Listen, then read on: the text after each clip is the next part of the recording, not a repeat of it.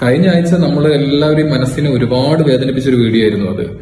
24 ശവശരീരവുമായിട്ട് കൊച്ചി എയർപോർട്ടിൽ ആ വ്യോമസേനന്റെ വിമാനം വന്നപ്പോൾ വേദനിക്കാത്ത ഒരാളും ഉണ്ടാവില്ല. പക്ഷെ അവിടെ ഒരു കാര്യം കേട്ടോ, നമ്മുടെ രാജ്യം അവർക്ക് കൊടുത്തൊരു അംഗീകാരം തന്നെയാണ്. സാധാരണ അതിർത്തിയിൽ പോരാടുന്ന ജവാന്മാരുടെ ശരീരമാണ് വ്യോമസേനയുടെ വിമാനത്തിലെത്തത്. അപ്പം ആ ഒരു ബഹുമാനം ഇവർക്കും കൊടുത്തു. കാരണം ഇവരും പോരാളികളാണ്, ഓരോ പ്രവാസിയും പോരാളികളാണ്. കാരണം ഒരുപാട് പേര് ആദരാഞ്ജലികൾ അർപ്പിച്ചു, അങ്ങനെയൊക്കെ ഒരുപാട് മ്യൂസിക് ഒക്കെ നമുക്ക് സോഷ്യൽ മീഡിയയിൽ കാണായിരുന്നു. പക്ഷെ നമ്മളൊരു കാര്യം മനസ്സിലാക്കേണ്ടതുണ്ട്. കാരണം ഓരോ പ്രവാസിയും ഓരോ ലീവും കഴിഞ്ഞ് അവൻ തിരിച്ചു പോകുന്ന സമയത്ത് പാതി മരിച്ച ശരീരവുമായിട്ട് അവൻ പോകുന്നത്. അങ്ങനെ പല ഡെഡ് ബോഡികളും പൊതുദർശനത്തിൽ വെച്ചപ്പോൾ നമ്മൾ കണ്ടു ചില വീടുകളൊക്കെ പണി തീരാത്ത വീടുകൾ. എന്തുകൊണ്ടാണ് ഇങ്ങനെയൊക്കെ സംഭവിക്കുന്നത്? അതിന് നല്ലൊരു ശതമാനം നമ്മുടെ നാട്ടുകാരും അതിന് കാരണക്കാരാണ്. കാരണം സമയാസമയത്ത് പണി തീർത്ത് കൊടുക്കാനും അവർക്ക് വേണ്ടിയ കാര്യങ്ങൾ, അല്ലെങ്കിൽ എന്തെങ്കിലും ഒരു സർട്ടിഫിക്കറ്റിനോ കാര്യത്തിലോ ഏതെങ്കിലും ഒരു ഗവൺമെന്റ് ഓഫീസിൽ പോയാൽ അവിടെ നിന്നൊക്കെ ഒരുപാട് ഡിലേസ് ആണ്.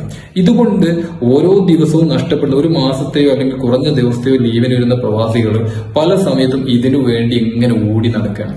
ഇതിലൊക്കെ ഒരു നല്ലൊരു സർവീസ് ഉണ്ടായാലും വളരെ പെട്ടെന്ന് തന്നെ അവന് വേണ്ടി കാര്യങ്ങൾ ചെയ്തു കൊടുക്കാനും പറ്റിയാൽ അവർക്ക് എത്രയും പെട്ടെന്ന് അവരുടെ നാട്ടിലേക്ക് വന്ന് അവരുടെ കുടുംബത്തിന്റെ കൂടെ ചെലവഴിക്കാൻ വേണ്ടി കഴിയും. ഓരോ പ്രവാസിയും അധ്വാനിക്കുന്നത് അവന്റെ കുടുംബത്തിനും അവനും വേണ്ടി മാത്രമല്ല, അവനെ കൊണ്ട് ആ നാട്ടില് വലിയൊരു സർക്കിളില് വലിയൊരു വിഭാഗം ജനങ്ങൾക്ക് ഉപകാരം ഉണ്ടാവുന്നുണ്ട്. അവനൊരു വീടുണ്ടാക്കുമ്പോൾ, അവനൊരു കടമുറി പണിയുമ്പോൾ അവന്റെ കുടുംബം മാത്രമല്ല അതുകൊണ്ട് ജീവിക്കുന്നത്, അവന്റെ ചുറ്റുപാടുള്ള ഒരുപാട് പേർക്കും ജീവിക്കാൻ പറ്റുന്നുണ്ട്.